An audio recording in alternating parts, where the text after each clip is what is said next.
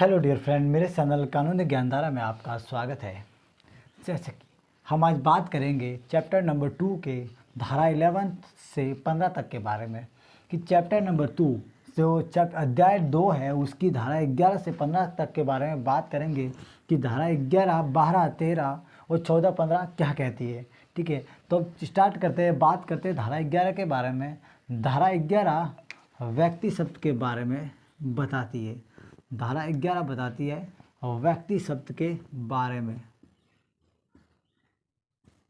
व्यक्ति, धारा 11 क्या किसके बारे में बताती है? धारा 11 व्यक्ति शब्द के बारे में बताती है और कहती है कि व्यक्ति शब्द के अंदर जो आईपीसी है, हमारी भारतीय दंड संहिता है, उसके अंदर व्यक्ति शब्द के अंतर्गत कौन कौन आता है। तो व्यक्ति शब्द के अंतर्गत जो आईपीसी के अनुसार जो व्यक्ति शब्द के अंतर्गत आता है वो कोई भी कंपनी या संगम, व्यक्ति निकाय चाहे वह निगमित हो या नहीं, व्यक्ति शब्द के अंतर्गत आते हैं। मतलब कोई भी कंपनी हो या संगम हो या व्यक्ति निकाय, वो निगमित हो या नहीं, व्यक्ति शब्द के अंतर्गत आते हैं। और ये बता दें कि व्यक्ति शब्द के अंतर्गत कौन कौन आता है। तो देखिए, व्यक्ति शब्द के अंतर्गत आता है पुरुष, महिला,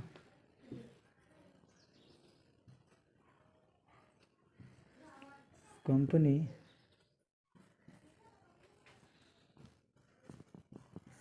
कारखाना, बैंक, कंपनी, कारखाना, बैंक, ये सब जो है व्यक्ति शब्द के अंतर्गत आते हैं। को महिला, पुरुष, अब महिला आपको बता दिया जाएगा, पूछ लिया जाए कि व्यक्ति शब्द के अंतर्गत कौन कौन आता है। वैसे अब आप तो महिला और पुरुष के बारे में बात करोगे, तो और ये साधारण सा शब्द महिला और पुरुष के, और आईपीसी के अंतर्गत जो रखा गया है, जो आईपीसी के अंतर्गत भारतीय दंड संहिता के अंदर आईपीसी के अंदर जो व्यक्ति शब्द को परिभाषित किया गया, उसके अंदर कंपनी और कारखाना, संगम वगैरह ऐसी कुछ कंपनियां हैं, वह भी इसके अंदर आती है। और अब व्यक्ति शब्द के अंतर्गत ऐसी कुछ कंपनियां भी आती, जैसे अब मान लो कि व्यक्ति किसे कहा था? अधिकार और कर्तव्य, अधिकार और कर्तव्य को धारक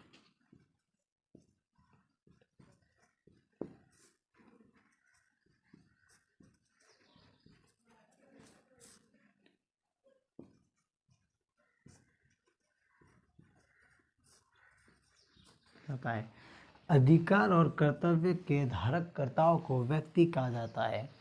व्यक्ति की साधारण सी परिभाषा है कि अधिकार और कर्तव्य को जो धारक करता है, धारक कर्ताओं को व्यक्ति कहा जाता है। और जैसे व्यक्ति शब्द के अंतर्गत ये आपका एक मेन पॉइंट है, आप सोच रहे होंगे कि अगर व्यक्ति शब्द के अंतर्गत कंपनी और कारखानों को भी शामिल कर लिया गया है, तो जहां महिला और पुरुष की बात की गई है, वह कुछ अपराध करते हैं या कुछ किसी के खिलाफ कुछ भी मतलब करते हैं, अपराध में कुछ कार्य करते हैं या फ्रॉड करते हैं, तो उनको जो दंडित किया जाता है वो अपराध दंडित किया जाएगा। इसको दंडित कर सकते हैं, कारावास देना या कुछ शारीरिक दंड है, शारीरिक दंड दे सकते हैं। महिला जो पुरुष है, इनको शारीरिक दंडित किया जा सकता है।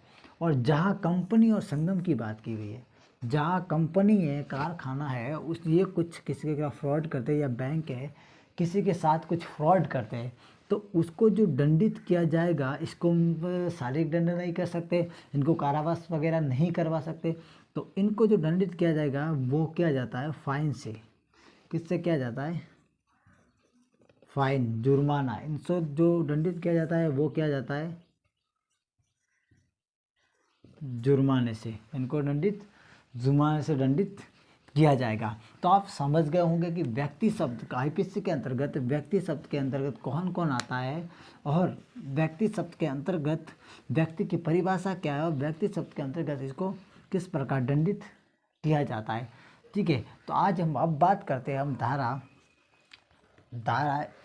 12 की।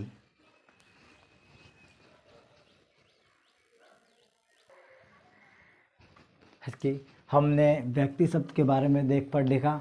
अब हम बात करते हैं धारा 12 की।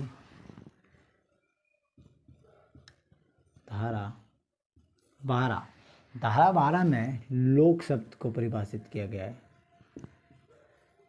लोक शब्द को, ठीक है, एक मिनट थोड़ा ठीक से लिख देता हूँ।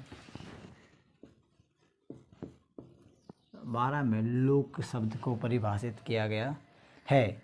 12 में धारा 12 के अंतर्गत लोक शब्द को परिभाषित किया गया है। ठीक है,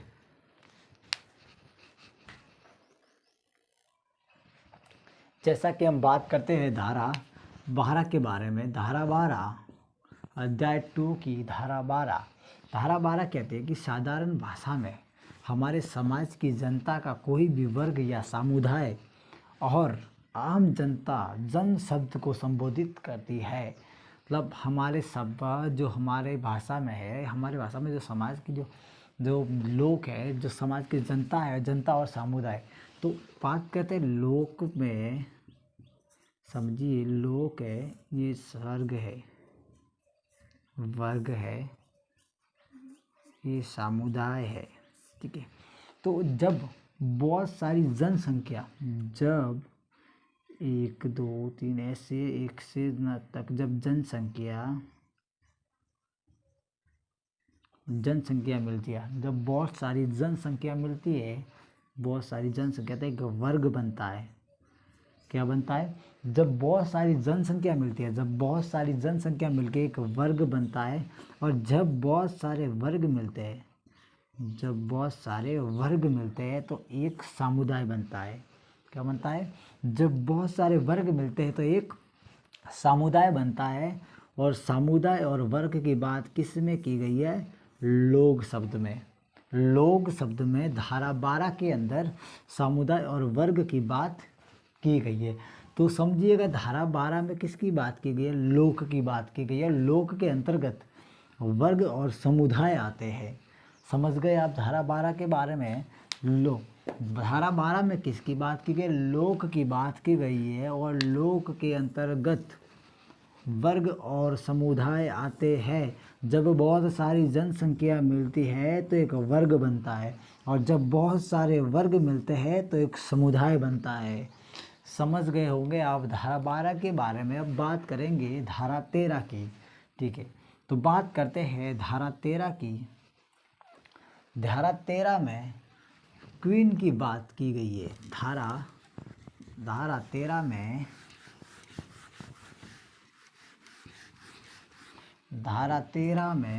क्वीन की बात की गई है। क्वीन यानी रानी। धारा 13 में किसकी बात की गई है? रानी की बात की गई है। धारा 13 रानी की बात की गई। इसको क्या कर दिया गया? 1950 में हटा दिया गया है। इनको हटा दिया गया है, निश्चित कर दिया गया है। निश्चित कर दिया गया है 1950 में। ठीक है, तो अब इसको आपको पढ़ने की ज़रूरत नहीं है। इसको क्या कर दिया गया? हटा दिया गया है। अब बात करते हैं धारा 14 की।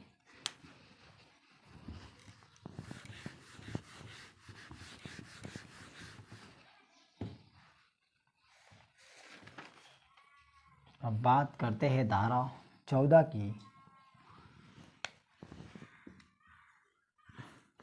धारा 14 में बताया गया है सरकार का सेवक।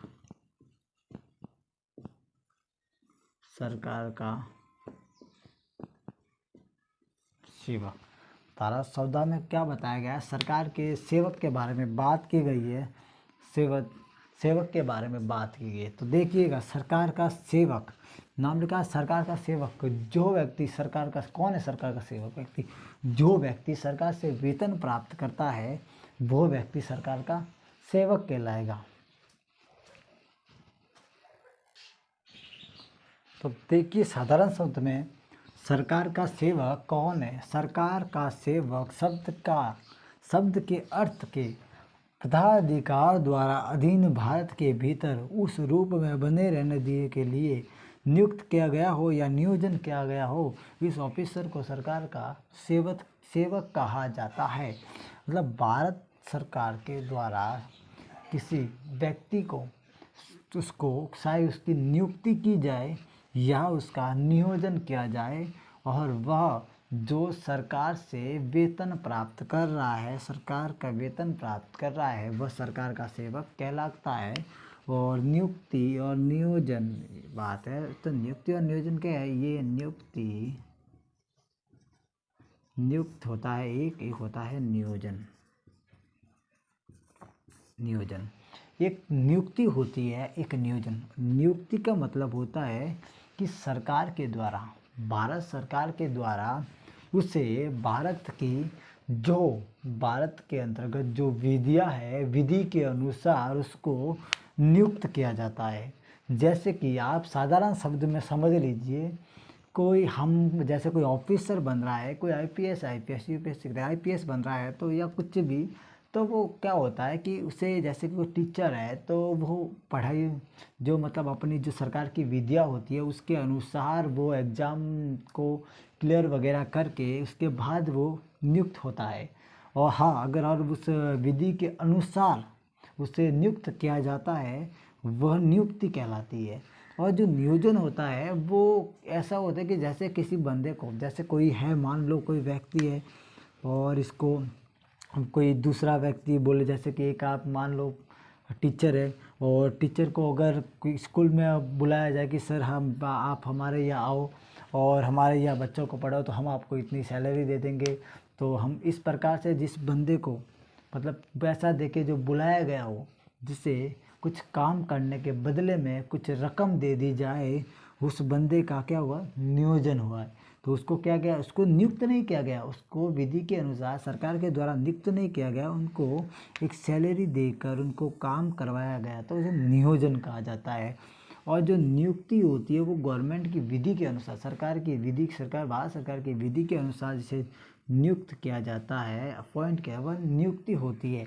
जैसे नियुक्ति वाले को सरकार के बहुत सारे बेनिफिट होते हैं जो मिलते हैं, और जो नियोजन वाले को वो बेनिफिट नहीं मिलते। लेकिन सरकार के सेवक के अंतर्गत दोनों आते हैं, क्योंकि दोनों ही सरकार से वेतन प्राप्त करते हैं। जो व्यक्ति सरकार से वेतन प्राप्त करता है वो सरकार का सेवक कहलाता है। तो बात समझ गए होगी आप धारा 14 के बारे में। धारा 14 क्या कहती है कि सरकार का सेवक के बारे में बात करती है। कौन है सरकार? जो व्यक्ति, साधारण शब्द में आज याद रखिएगा, जो व्यक्ति सरकार से वेतन प्राप्त करता है वह व्यक्ति सरकार का सेवक कहलाता है।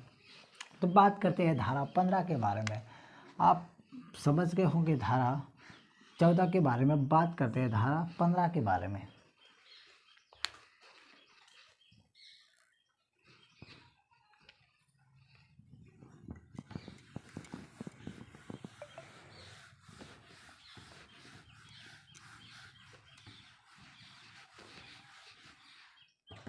धारा 15 बात की गई है ब्रिटिश इंडिया,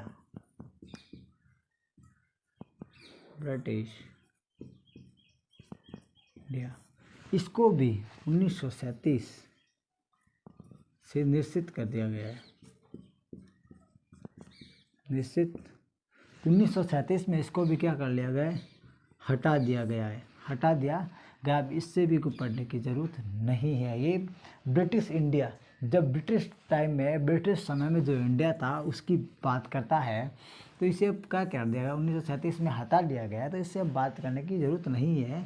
आप समझ गए होंगे धारा 11 और 12 के बारे में, जैसे कि आपने धारा 11 से 15 तक के बारे में पढ़ा, तो आप समझ गए होंगे धारा 11 से 15 तक के बारे में।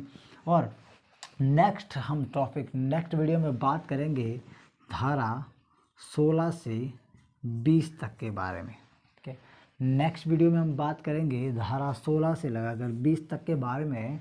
तो इसी वीडियो को आगे देखने के लिए हमारे चैनल को सब्सक्राइब करें और बेल आइकन ज़रूर प्रेस करें, ताकि ऐसी आने वाली वीडियो को नोटिफिकेशन मिलती रहे।